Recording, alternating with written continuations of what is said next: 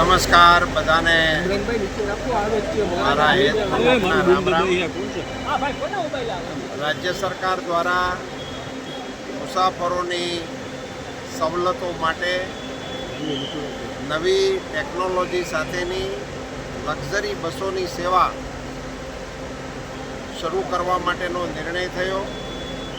અંદાજે 100 જેટલી નવી બસોનો કાફલો વાહન વ્યવહાર વિભાગ દ્વારા ગુજરાત રાજ્યના મુસાફરો માટે લેવામાં આવ્યો છે। એ પૈકી મારી જાણકારી પ્રમાણે 25 જેટલી બસો એ આપણા રાજકોટ વિભાગને સોંપવામાં આવી છે। તે પૈકી 7 જેટલી નવી લક્ઝરી બસો જુદા જુદા રૂટોમાં આજથી રાજકોટ વિભાગ દ્વારા સંચાલિત કરવામાં આવી રહી છે।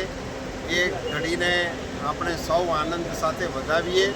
હું અંતઃકરણપૂર્વકની શુભકામનાઓ પાઠવું છું।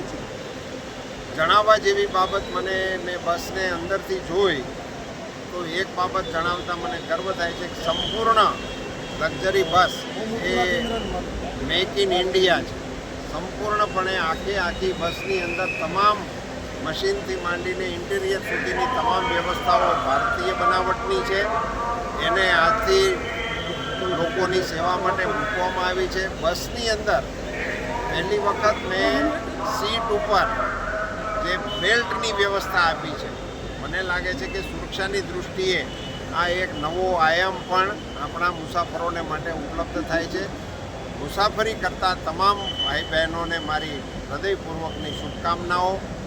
આની અંદર કામ કરતા કર્મચારી ભાઈ બહેનો, ખાસ કરીને ડ્રાઈવર મિત્રો અને કંડક્ટર ભાઈ બહેનોને પણ હું મારી શુભકામનાઓ પાઠવું છું। તેમના માધ્યમથી રાજ્યના પેસેન્જરોને સુખપૂર્વકની સગવડતાઓ પ્રાપ્ત થતી રહે એવી શુભકામના। સાહેબ, દિલ્હીના મુખ્યમંત્રી પર હુમલો થયો છે।